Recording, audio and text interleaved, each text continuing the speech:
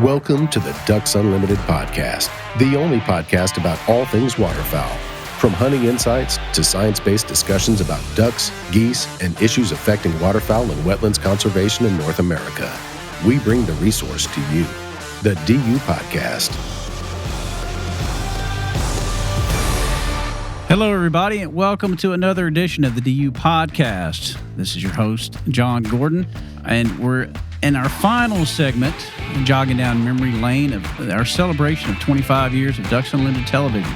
Joining me today are three former co-hosts that y'all will recognize: Field Hudnall, Ainsley, Beeman, Kenworthy, and Zach Pederson. Welcome to the DU Podcast, guys. Thank you so much. Thanks for having us. Thanks for having us, man. Man, when I put all these the guest list together for this, I really tried to put some people together who had worked together a lot, and y'all are hosts in the same time frame. So I thought it'd be great to put the three of you together. And when's the last time y'all saw each other?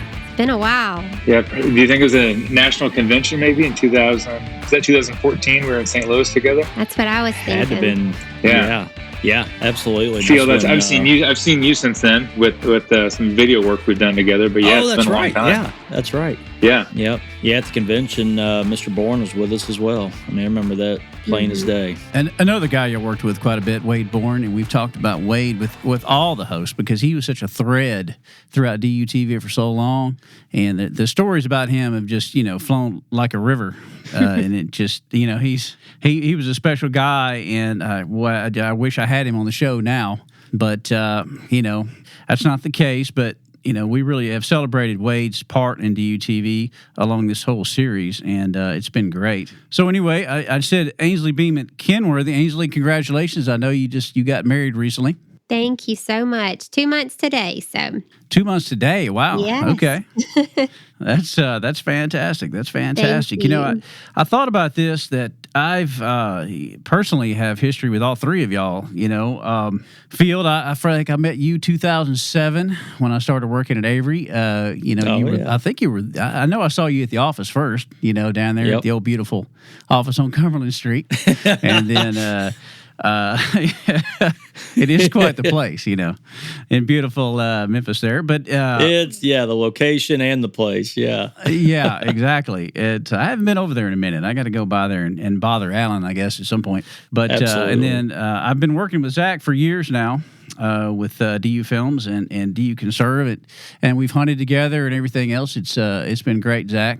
And I hunted with Ainsley once in Beaver Dam with a show they did there. I was helping the Boyds out, and it really what a fantastic episode that turned out to be. So that was really special. So I've never hunted with you, Phil. That's I figured I would have along the way somewhere. So I know we've seen each other at the office so many times, and I wanted to get together just so I can have some of your cooking. I hear you're quite the chef. Well, man, I do what I can.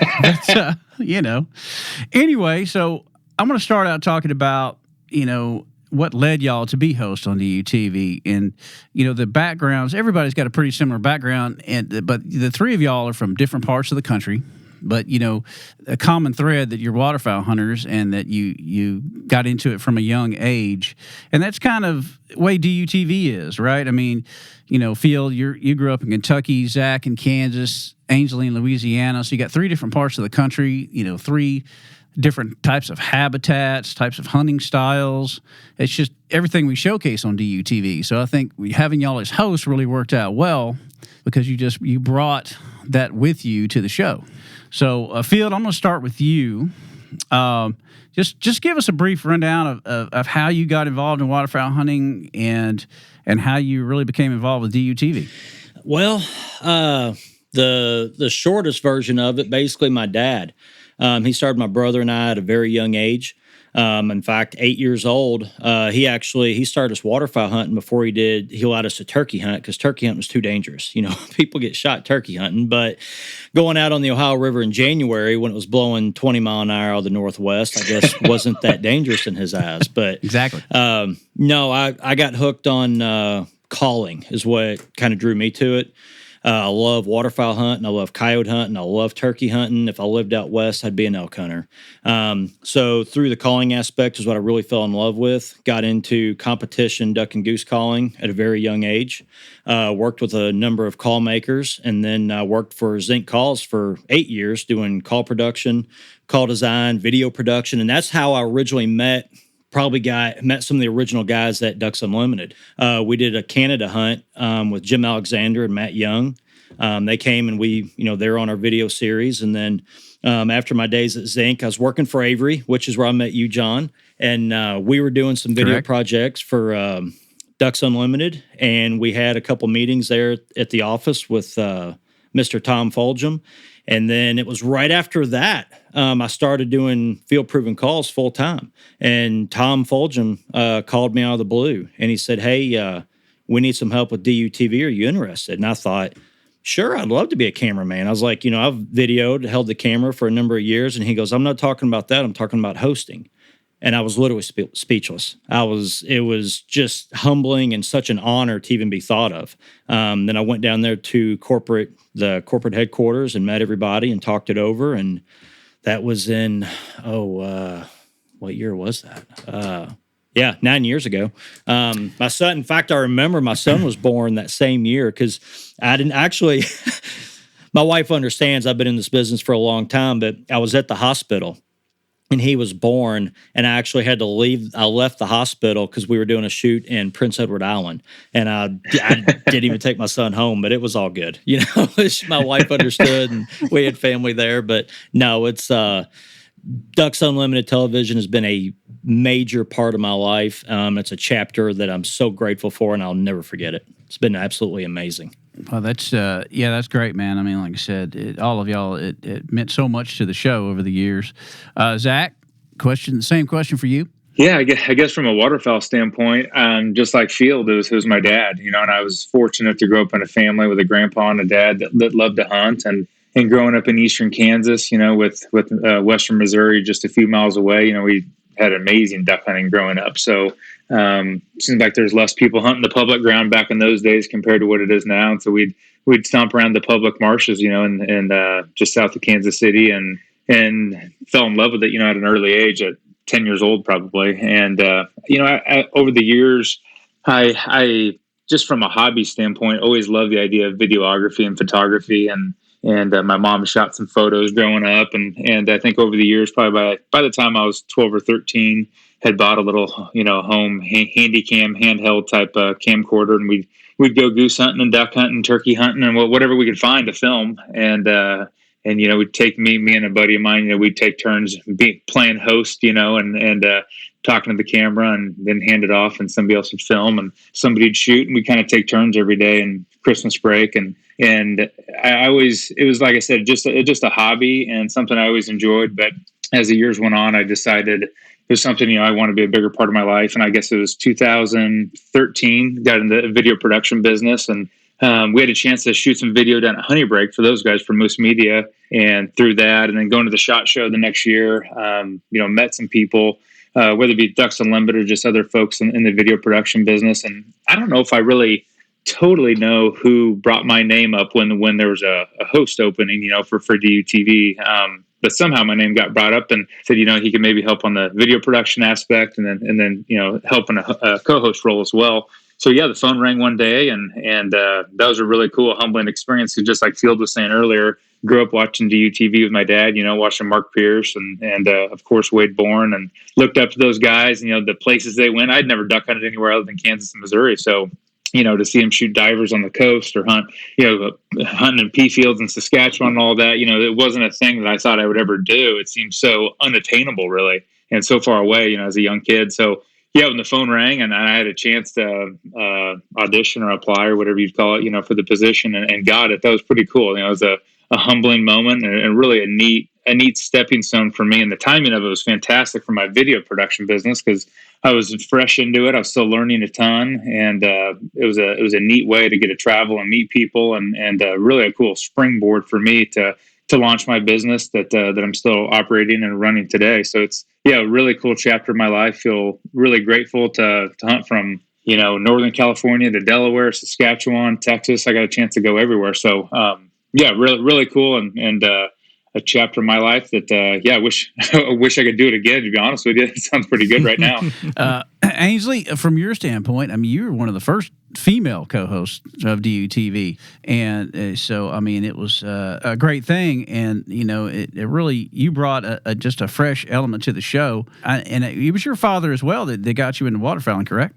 Yes, it was. One of the things that I think is so unique about the three of us being on this right now is that we're all telling a similar story from different parts of the country. And I think the underlying theme here is that we're all so humbled to have been given this opportunity because, Zach and Field, they had, probably a little bit more introduction into the industry than me. I had done some work in the industry at that point, but more from a marketing behind the scenes standpoint. And at the time I was doing some work for Mossy Oak, and those guys had mentioned to me, that they may be having an opportunity that they thought I'd be a good fit for. Well, I could have never in my wildest dreams thought that it would have been DUTV. And when they mentioned that to me, my mouth dropped because I can remember being a young girl right out of college, going to the SHOT Show by myself, knowing one person in that entire building, and sitting across from some of just the pioneers in the industry, telling them, my dream was to represent the great outdoors and tell people, what an integral part it had been in my life and how wonderful it can be for young women and mothers and kids, and just, what a great hobby and outlet it could be. And I can remember some of them kind of laughing at me, basically telling me I'm going to have to pick a side, like you can't do it all type of thing. And little did I know that DUTV would come along and give me that opportunity. And so when I look back on it, it really is just kind of this unknown dream come true, that I got to partake in that. And just like Zach said, I mean, it's a season of my life that I wish I could relive again. It lasted, so long, but I wish it wouldn't have stopped because it was just so great. And I felt like we all made a really good team. Even our cameraman, I was thinking about that today and just what an interesting group it was. We all clicked so well. And, when Mr. Wade was still with us, that was just brought such a different dynamic. I felt like I was a part of history that I had watched as a child growing up. So it was just really, really humbling. And I still just feel so honored to have been a part of it and to get to represent just any outdoors person, but especially to be a woman on TV giving voice to that. It was something that I'm so proud to have been a part of. Well, like I said, you were a huge part of it. We really thank you for all the time you spent with DUTV and representing Ducks Unlimited the way you did. All three of you, it's just fantastic. A big part of DUTV, of course, is the conservation aspect of it, and I know that all three of you have been involved with conservation for a long time. Could just talk about that a little bit. What conservation means to you and how working with DUTV may have changed your perspective on it. When I was always watching DUTV and I'd see all these different locations and these different, location hosts, people. And it wasn't until, honestly, when I started hosting DUTV, I started noticing a trend from location to location. No matter coast to coast, I don't care if it was California or Maryland, Canada, or Louisiana, everywhere in between also. You've got everywhere. We hunted with the CEO. We hunted with, the president of DU. We hunted with literally the collegiate chapters. And from the collegiate chapters all the way up to Mr. Hall himself and Mr. George Dunklin Jr., they were all equally as passionate about conservation, about ducks, about our hunting heritage. And it was the same. It didn't matter, what your, how old you were or what your financial status was. It's just they were there for the ducks and you wanted to make sure that it was there for future generations. That's what really blew me away. Every person you met, everybody was equally passionate about it. And that's what I love about Ducks Unlimited. To me, I think, conservation is, we can make our mark right now You can, and you can conserve wetlands, you can enroll land into conservation easements, but it's the future generations. Because I probably 10 years ago I wouldn't have said that, but now I've got kids. I've got a 9-year-old and a 6-year-old, and I see how it breaks my heart to see how much things have changed because I want them to experience what I experienced. And I know that that's not the case because everything's different. But I want to make sure that, when they're my age, they're going to have the same hunting opportunities, the same opportunities to get out there and actually see migrations of ducks and see those flocks of pintails and just, to me, that's conservation. Conservation is making sure that our kids and the future generations are ready to fill those shoes. There's amazing people in place right now doing amazing things, but that doesn't mean anything if once they're gone, it just stops.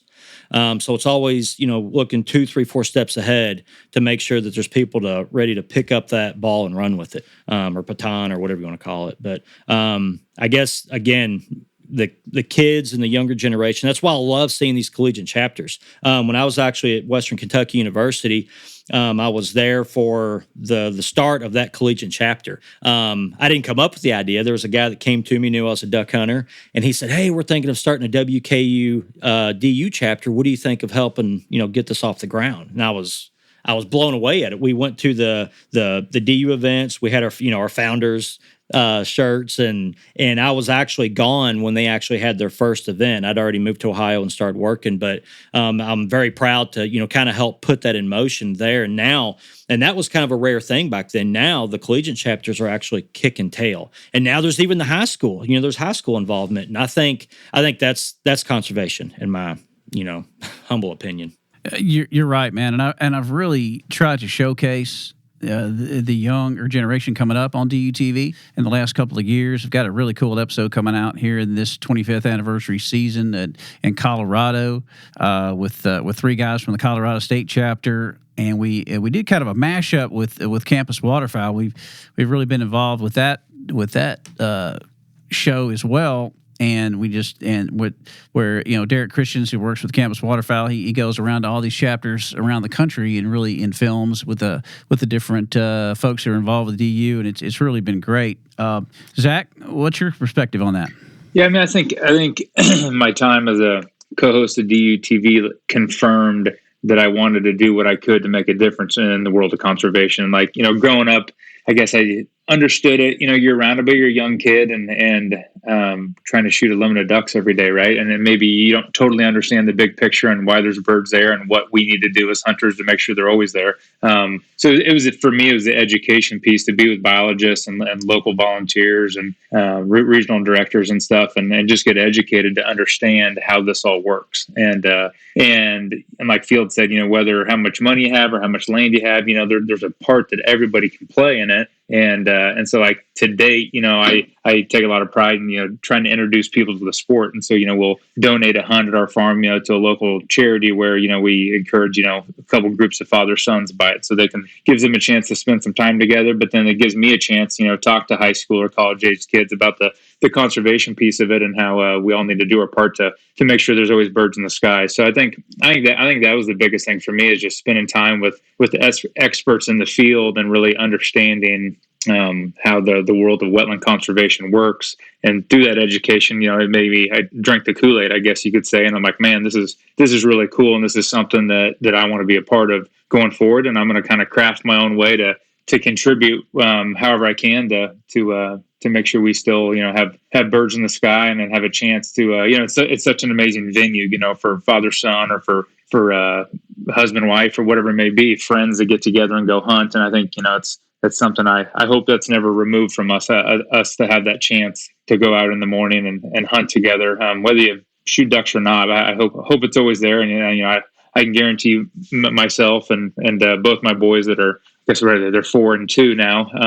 They'll be raised that way, and they're going to be taught about it, and hopefully they can carry things forward. So yeah, no, it was really cool to get educated on it and give me the confidence that I needed to make sure I wanted to stay hooked and make a difference in conservation. We've got such a great staff at DU on the scientific side of things. I mean, with the people we have in place out there in the field have forgotten more about waterfowl than most people, will ever know. And, I've integrated those people in the show, and I'm sure y'all met some biologists and some of the scientists along the way. And those people are real experts in the field, and we're real fortunate to have them. Ainsley, give us your take on what you learned about conservation through DUTV. Conservation, I think Field and Zach both hit the nail on the head there. For me, it's all about legacy and all about education. And as you mentioned earlier, we were all introduced to waterfowling through our fathers. And I give so much credit to my dad for taking the time to invest in me and not just take me hunting, but to teach me about conservation and to explain those things to me as a young girl. And, a lot of people hear me talk about my dad when it comes to this aspect of my life, but I think it's extremely important to stop and recognize the mothers in this picture who also, allow their children to go and encourage them to go, just like Field was talking about his wife earlier, letting him go and do that hunt right after their son was born. Those are people who understand the importance of legacy when it comes to conservation. And for me, I look at my childhood and going into adulthood and just what a wonderful life I lived, and so much of that had to do with the great outdoors. And I realize if there's not a focus on conservation and preserving what we've all experienced, it won't be here in the future. And that's so important to me. I'm not a mom yet, but I hope to be one day, and I would just be devastated if my kids couldn't experience the life that I did growing up. So for me, it's legacy is so important there, but also education. Like you said, I got to spend time with a couple biologists whenever I did the hunt in Montana, and it was just so eye-opening to listen to their knowledge and just their passion behind what they do. Honestly, it kind of made me jealous and rethink my career path, but it's incredible. They're so passionate about it, and I love seeing that kind of unifying message across all of Ducks Unlimited. That's something to me that is just a really, really great attribute of the organization. Yeah, it is great. Like you said, we've got such a great staff. You really have to always point back to that, to the folks that really put that work into the ground, that make all of it possible, that really keep the waterfowl populations healthy, both in Canada, here in the U.S., and in Mexico. We've got some incredible people on the ground really doing this work, and you just can't thank them enough. I want to close out this podcast really talking about favorite shows. That's something I've touched on with the other hosts, and it's everybody seemed to have one or two that really stood out in their mind for one reason or another. Richie was telling me about they went to Honey Break one time, and I saw some footage of this where they put the airboat into the lake and it sank right off the bat, and they were trying to go out there teal hunting and it sank.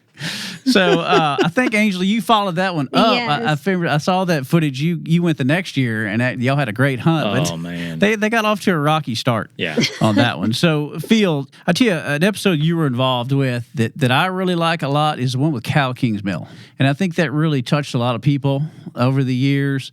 Cal talking about his uncle in World War II and how passionate he was about carving and the art of it. And so tell us just a little bit about that episode and what it was like. Man, that episode there, so that was located right in the heart of New Orleans.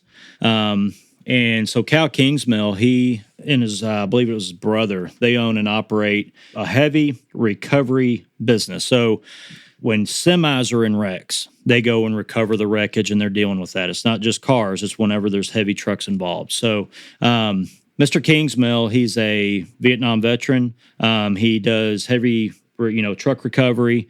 He literally has lived a life of seeing nothing but just devastation, violence, death, just, a very dark world that he lives in. The work he does is great. And where he's located right there in the heart of New Orleans, it's old town New Orleans. And when you're walking around his yard, the trucking yard there, There's trucks that are just absolutely not even recognizable. There's still, some of them are still under investigation. There's still, you can still see blood stains, and it's just, you can't imagine how horrific some of those wrecks are. And then when you walk into a shop, I mean, they've been in business for I don't know how many years, and it's just that old trucking shop. I mean, everything is, just heavy machinery, just grease, and just, you walk in there, and then he's got this little corner tucked back in the back where he creates some of the most beautiful art you can ever imagine. And Kingsmill, he's one of I loved hunting with him. He is so simple. Like, he's just he knows what he loves. He loves waterfowl. He loves carving the decoys. And he's one of the last old style carvers. And when you look at his decoys in hand, you're like, man, it looks like an old style decoy, but we actually hunted over them. And we're out there, in the marsh, there's alligators swimming around everywhere. And his decoys they sell for anywhere from, I think, $500 to $2,000 a piece. And we're hunting over an entire spread of them. And they look so lifelike. The way they ride in the water, they're all unique. They're all different. I'm just that, when you hold it in your hand, it's like, man, that's a cool decoy. But when it's sitting out there on the water, it's as real as it gets. Well, then when those teal would come in and I'm coming up to shoot, I'm like, oh my gosh, do not shoot these decoys. These are not, what you found on special at, Cabela's or Academy. It's like, I was like, I did not want to shoot a decoy.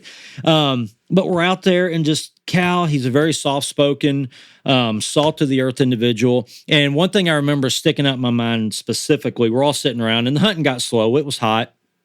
And I was talking about how, I used to hunt with Mr. Warren Coco, and he was telling me that the best food in Louisiana, number 1 is New Orleans, number 2 is Baton Rouge, and number 3, I can't even remember, because just New Orleans and Baton Rouge were at the top of my mind. And we just started talking about, what would your last meal be? And my last meal, I was like, man, I'm torn between ribeye steak or sushi or, man, it's a toss-up. And everybody had these elaborate meals. And we went to Mr. King's meal. I said, Cal, what's your last meal? Oh, man, he goes, a cheese sandwich. I go, excuse me? Like a grilled cheese? He said, no, just a cheese sandwich, just a good slice of American cheese on white bread. Ooh, I'm in heaven. I'm like, man, that's why I love you. You are just, what you like. But no, that was an amazing experience. And to hear, the letters that it was his uncle, wasn't it, that wrote to That's him correct. From World War II, talking about their, couldn't wait to get back to duck hunt, and he ended up getting killed overseas. And even Cal, when he was in Vietnam, he was down in the Mekong Delta, and he remembers, like, there's pintails. He's like, I'm seeing these ducks, and they look like pintails. There's pintails in Vietnam? And he looked it up. He said, sure enough, I'm seeing pintails in Vietnam. But no, just an amazing experience. And it's funny you said that, because there was 2 episodes that I was sitting there trying to think, like, which one are my favorite. They're all awesome. But that one there, I'll probably talk about that experience with people when we bring up, DUTV. I bring up Mr. Kingsmill and New Orleans duck hunting more than anything. That's another aspect of DUTV that's been amazing over the years, is all the characters that have been on that show. The folks we've hunted with, the folks who are the folks on the ground supporting Ducks Unlimited and wetlands conservation, and how incredible those people are and the stories they have to tell. It's a great aspect of DUTV that you don't get out of a lot of shows that are just basically about hunting, right? That's what makes DUTV different. Zach, anything off the top of your head that you remember just really sticks out in you? Probably the thing that I remember the most is how nervous I was the first one.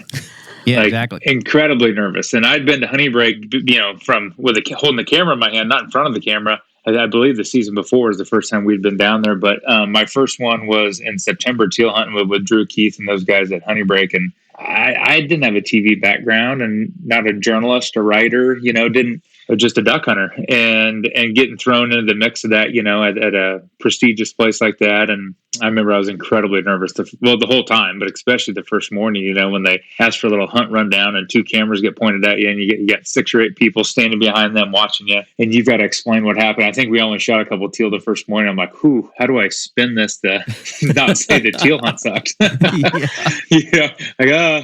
So no, I remember that. And I guess each episode I got a little more confidence each time. But I mean, it's cliche, but they were all great. Like, it was all places that I'd never been, that I maybe would have never gone. So, like, hunted with Al Matna at his place in Northern California. That was so amazing to see, you know, their extremely successful farming operation, and then how they flood the rice and all the ducks would show up, and just everything going on in the Central Valley there was really, really cool. DUTV gave me the chance to hunt Saskatchewan for the first time. And I went, but both years I went to Saskatchewan. We had incredible hunts. I think like every day, both years we went there, just hit it right. And I don't know, the whole experience, you know, all the places. Like I said, the uniqueness. You know, we hunted out of layout boats on Lake Erie, shooting divers with Pat Kehoe, and that was a blast. Just something I'd only seen in the magazine or on TV before. So I think it was just the mix of all the different styles of hunts and different geographic areas that I got to go. You know, that definitely won't ever forget. All the different places you go, and like I said, Canada especially is a special deal, you know. And it's been tough the last couple of years. Haven't really been able to get into Canada. Although Doug Larson hosted a show that's going to be coming out this summer up in Peace River, Alberta, with one of the former DU Canada presidents, and that was a challenge, man. Getting back into Canada with all the testing and everything going on, man. It was just like, it was kind of hairy. What if somebody gets stuck up there, you know, for 10 days or whatever? So I'm glad that's finally loosened up on that deal.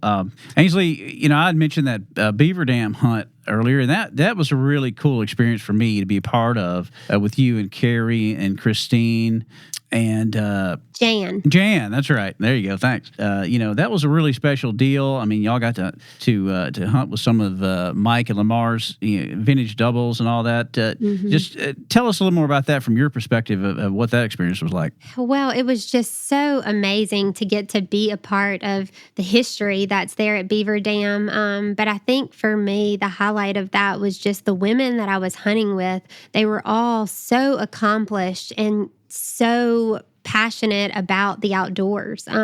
It was just a really unique opportunity for me to get to be side by side with them. Christine, you know, she killed her first duck on that hunt. And this is someone who, you know, teaches outdoor education to people all across the country. And, you know, Carrie is this, you know, world-renowned soccer star, and Jan is super involved with DU and just their conservation efforts. So to get to be a part of that there with all the history from Beaver Dam was just really great. But kind of, you know, what the guys have said too, it's hard to pick just one, because yes, that was a great, phenomenal hunt, and I love being with those girls. You know, I got to do some hunts with the guys of Mossy Oak and Mr. Bill and Mr. Toxie and his boys, and you know, that was great learning about, you know, that business and how they got to where they are today. And then hunting at Honey Break, I spent a ton of time there, and that was kind of like hunting in my backyard. I love those guys, and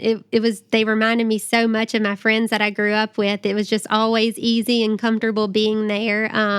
And then I had the opportunity to go to Montana and actually be a part of the banding program out there. And that was incredible. Montana changed my life. I tell everyone if I could move anywhere today, it would be Montana, and I would never look back. But Abby, the biologist out there, she and I just really hit it off. And it was just a really great experience. I'm trying to think where else I went. There were just so many, but you know, I will say this, and I mentioned it earlier. I think I could have had the worst duck hunt, you know, that there ever was, and it still would have been the most phenomenal time with DUTV, because my cameramen were just like next level amazing, and we just clicked so well that every hunt was so much fun. And I kind of, you know, touched on that earlier, that I thought we had such an interesting, unique group of hosts because we all just seemed to work so well together. But I give a lot of that credit to the cameramen. I always say if I could flip the script, and I would do a show that was solely focused on the hard work of the cameramen, because they are definitely the unsung heroes of any TV show, but specifically a waterfowl TV show, because there's a lot of hard work that goes into it. That's a great point. And we do work with some incredible videographers and editors. Like I said, I did the podcast with Guy Shepard and Richie Davenport. But there's other guys, you know, Austin Brown was amazing. Ed Wall I've worked with as well recently, and it goes on and on. Filming waterfowl hunting is extremely difficult, and people just don't really get an idea of it because all they see is the end result. Right. They don't really see the time and effort it takes to get those birds in the right position and everything else that goes into it, and all the luck that's involved. Even have a good hunt. With a TV camera on, because it's always just seems like you want to guarantee a slow morning. Turn a camera on. Right. So so the fact that we've gotten such great footage over the years has really been incredible. I just want to retouch like on what Ainsley was saying. It's the behind the scenes stuff with the camera guys was where a lot of the laughs happened, because you're still having to travel to the airport. You're trying to get your luggage. You're trying to find the rental car. You're trying to cram everything in the rental car. You still got hours of driving. People are tired. And that's when the, you have a great team because everybody's tired and everybody, you're just trying to help each other out. And Ainsley's mentioned a couple times, the camera crew truly don't get the credit that they deserve because they're the ones that can make or break the trip just with their attitudes and with they're just, our team was so great to work with. And I still stay in touch with, Austin Brown and Guy Shepherd and Richie Evans. I need to catch back up with him, but just an awesome, awesome team for sure. Yeah. And that's, you could do a podcast on some of the stories of the behind the scenes. I don't know if I want them telling all those stories. Yeah, Guy and Richie were a little reluctant to tell everything, tell any tales of anybody, but they were fantastic when I had them in studio. Hey, I just want to reiterate on the Richie Davenport legend with the boats. That went on for several episodes. He was a curse. Yes, we were in Kansas, so he sunk one boat. And then, no, that's right. So there was the airboat that he was in that it got sunk. I was there. Yeah. And then the boat that sunk in Utah when he was out in it and went down. And then we were in Kansas and he was in a boat and they spun a prop or something and that boat broke down. Yeah. So the boat and Richie Davenport actually refused to get in a boat with him. And I'm not even superstitious. But the curse was very real. Were one of you on the trip where they were at the DU convention, I think, not the national convention, and a pipe busted and it totally flooded where they were having the convention? It was horrible. I wasn't there, but I heard about it. It was really bad. I wasn't there for that one. Yeah. No. Okay. Richie talked about it. And I tell you who was there. Wade Bourne was. Oh, yes. Yes. And from what Richie told me, he said Richie came walking in the door and Wade looked straight at him with the guys he was talking to and said, it's all his fault. He's got a curse on his back. It's like you said, every time Richie shows up somewhere, something happens. So but he said Wade was great, man. Just laughing about that it's the curse of Richie Davenport. Richie. And and Richie doesn't get out into the field a whole lot anymore and shoot. He's really tied up at Mossy Oak with some of the other shows, but he every now and then he does. He was on we did an episode this year again with Warren Coco. Freddie hosted that episode, and nice. Richie was there because Guy couldn't be there, and so he got to go down there to Louisiana. And another great episode coming out this year on the 25th anniversary season. Well, guys, this has been fantastic, man. Just the trip down memory lane. It's we could probably sit here for hours talking about different experiences on the show and how fantastic it's been. I tell you, one thing I really want to do is thank the sponsors of DUTV. All the sponsors over the years for the 25 years that made it possible. And all of these folks are partners with us in conservation, and so it just can't be overstated what they mean to the show production because they provide the funding that makes it all happen. So thanks again to all the sponsors over the years. We've had a lot of them, and they've all been great partners in conservation, and have really made it all happen. So anyway, thank y'all once again for being here. Thank you for having us, John. Yeah, thanks, John. Thank you. Man, it was great to see y'all on the little cameras here. By the way, anyway, so thanks for everybody listening to the DU podcast. Once again, if you want to see old episodes of the show, go to ducks.org, go to the media tab at the top, pull it down. DUTV is right there, and you can go down a rabbit hole of old episodes and watch the thing for hours. So anyway, folks, thanks for listening to the Ducks Unlimited podcast and supporting Ducks Unlimited, North America's leader in wetlands conservation. And as the late, great Wade Bourne used to say, more habitat on the ground means more ducks in the sky. I'm John Gordon, and thanks for listening to the DU podcast. Thank you for listening to this episode of the DU Podcast. Be sure to rate, review, and subscribe to the show. And visit www.ducks.org/DU Podcast for resources based on today's topics, as well as access to more episodes. Opinions expressed by guests do not necessarily reflect those of Ducks Unlimited. Until next time, stay tuned to the Ducks.